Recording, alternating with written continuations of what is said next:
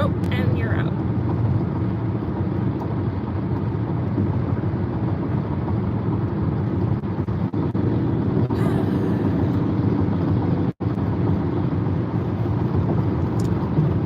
Well, I think since I'm a minute in and I haven't really said anything, I'll just talk for the sake of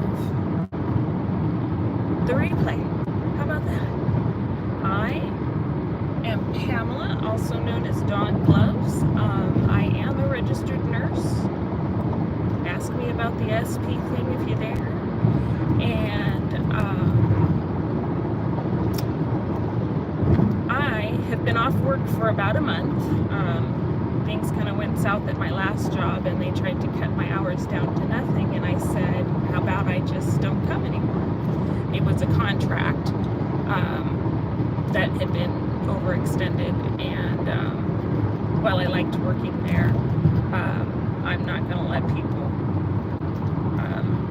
do me like that. They tried to give me 12 hours a month. No. So I immediately submitted my resume to a place that I've wanted to work at for a while now. It's the Transgender Health and Wellness Center, and they have offices in my hometown as well as Palm Springs and San Diego. And so today I am heading out to Palm Springs for my first day of training, and I'm excited. And so I just thought it's about an hour drive to get there from, an hour drive to get there from where I am right now. It's exactly 1 hour. And why did you come over here? It wasn't necessary for you to get in front of me going slower than me. I hate that.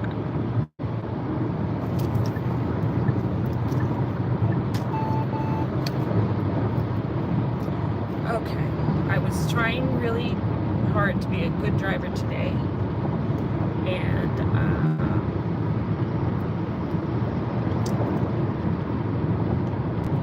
that individual in the Tesla,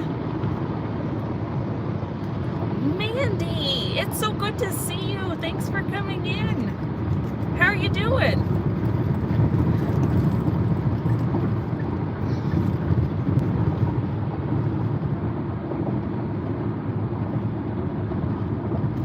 So I don't know how much you heard, Mandy, but I am heading out to Palm Springs to start my first day at the Transgender Health and Wellness Center. And oh, I know how days can be like that, Mandy. I get you. Where you're like, you wait and you're just like, why? Hi, Brian Derek. Where are you watching from?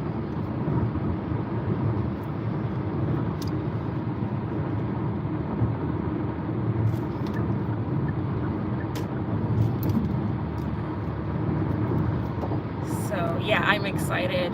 It's been about a month in the making. So in February, well, basically since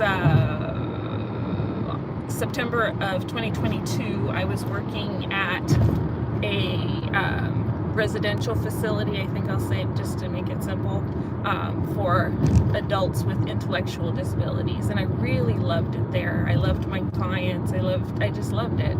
And but the clinical manager, who was never a nurse and doesn't understand nursing and has all of these demands that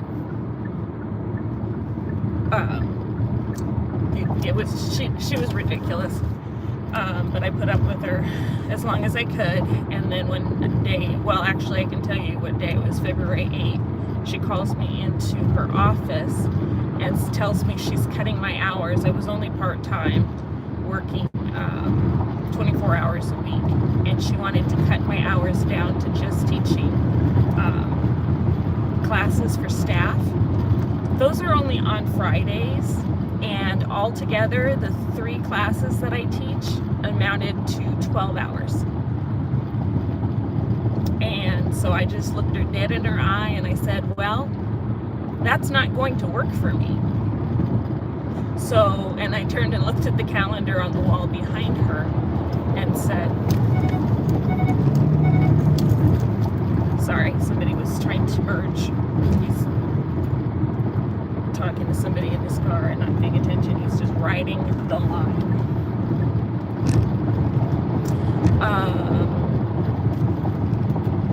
Where was I? Yeah, so I turn and I look at the calendar behind me.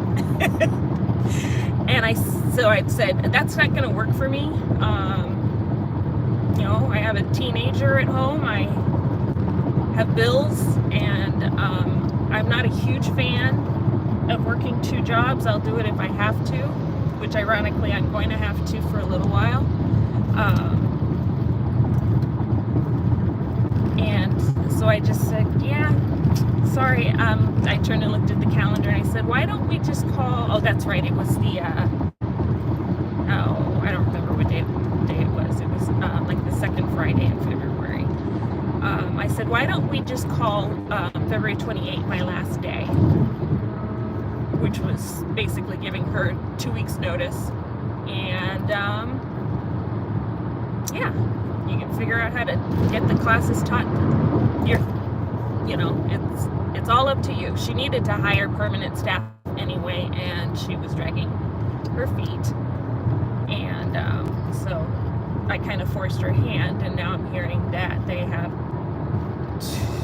at least 1 new nurse, maybe 2, that's what they needed. So good for them. I miss my clients terribly. But it is what it is. So the reason why I applied to the Transgender Health and Wellness Center is because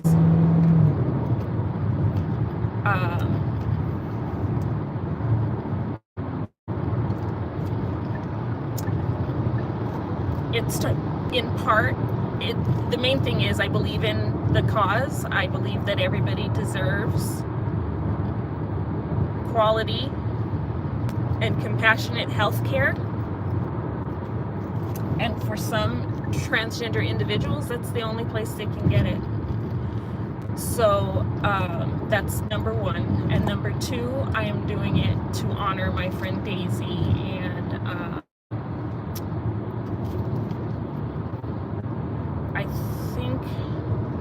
I can't remember when I did it. It would have been maybe August or September. I did a live where I talked about Daisy. If you guys want to check that out. And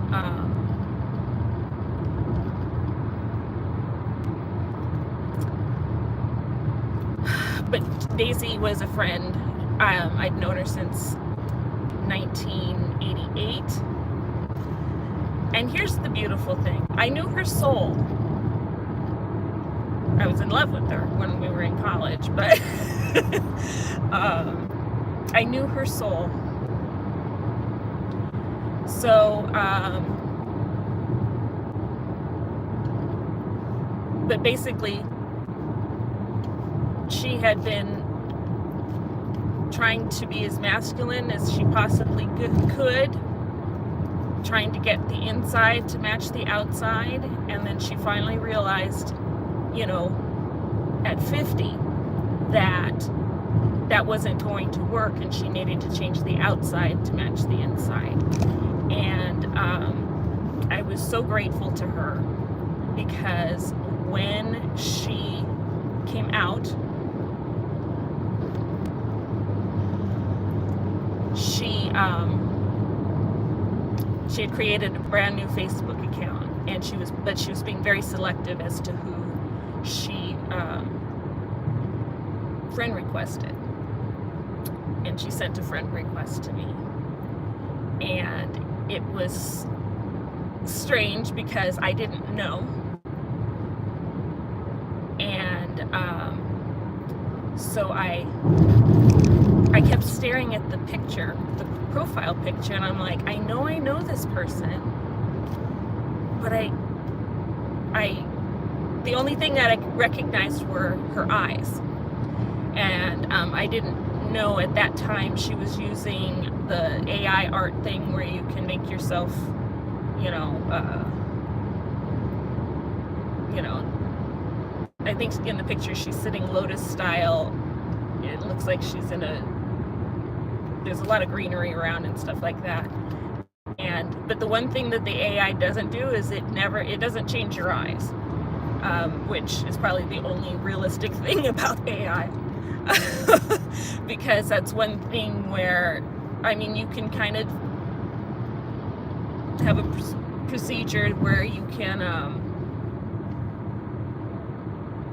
you can do brow lifts and get rid of hooded eyelids and things like that. But there's something in the eyes, and I think it's because that's where I see somebody's spark and their energy is in their eyes. You can't change it. So I knew her, and it took me so long, and so I went in and I looked at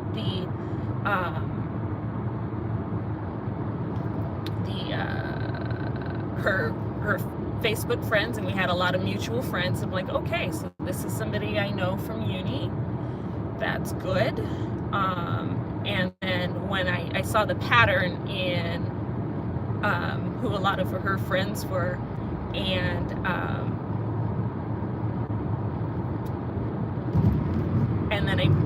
then I put it together and I realized who it was, and I cried because I felt, number one, she's ready to live her best life, and number two, I just felt honored that she considered me a trusted person, because like I said, she was being very selective as to who she was inviting into her new life. Her family shunned her.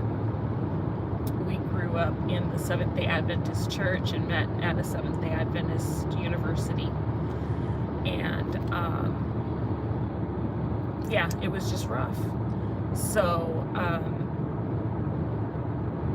she was basically building a circle of found family. And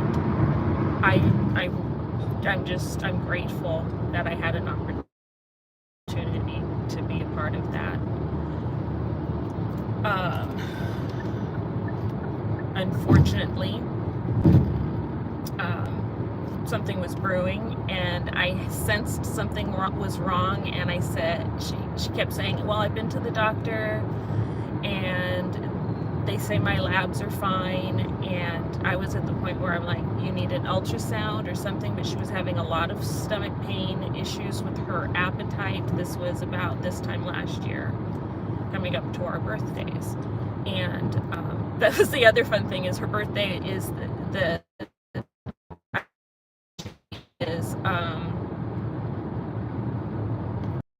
360 days older than me.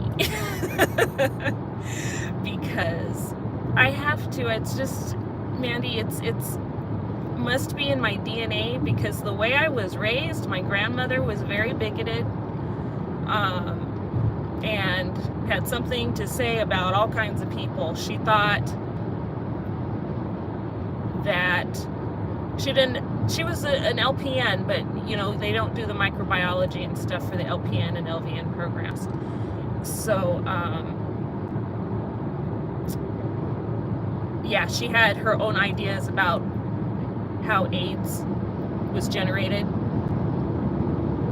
and how it came about, completely ignoring the science as it was coming. Well, this was the 80s, where we didn't have a whole lot of science yet, because they didn't know what was going on.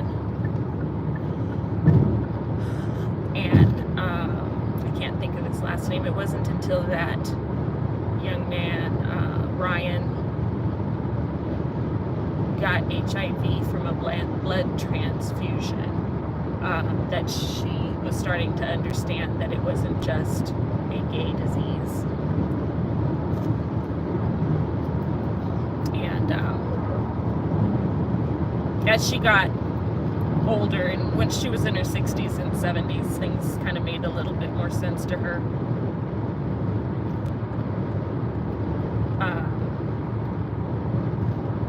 But growing up, um, she was homophobic, pretty much a lot of different phobics, and I grew up with that. And instead of saying, well, grandma said this, so it must be true. And by the way, she's the one that raised me. I went to live, my brother and I went to live with her when we were 8, and I think he was about to turn 7. And she raised us to adulthood. And anyway, I digress. But basically, I remember seeing the first pride parades on the news and thinking how wonderful that must have been to be there and feel safe and free because you're in a collective to express yourselves. And I just thought, I don't know, I just thought it was something remarkable. And then meanwhile, my grandmother's grumbling about the gays. But I didn't take on I didn't take on her beliefs about it because it just didn't sound right to me. It didn't ring true to me. My heart said, no, I didn't understand why at the time. I was, probably only like 11 or 12. I'll have to look and see when that was. It was in the early 80s or mid 80s. And maybe I was 14. I didn't know enough to know how to rebut. Okay, Mandy, you have an awesome day. Get outside, soak in some sunshine, and get your energy back. You can do it. Talk to you later. Love you.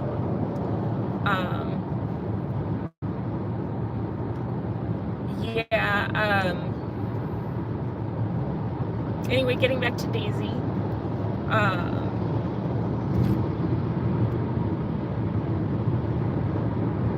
Trying to think of where I left off. Yeah, so she was having a lot of pain, and her primary couldn't figure it out, and apparently didn't have the good sense to refer her to a GI, because that would be the next step. Matt White! Hey! It's good to see you. I'm not going to call you Shut Up, Matt, because you've never done anything to me. Hello from the corner booth. Hi, Rudy. It's good to see you. I'm glad you found me. So, for those of you that are just coming in, be sure to hit the like button for me. And this was kind of impromptu. I was explaining how I am changing jobs, and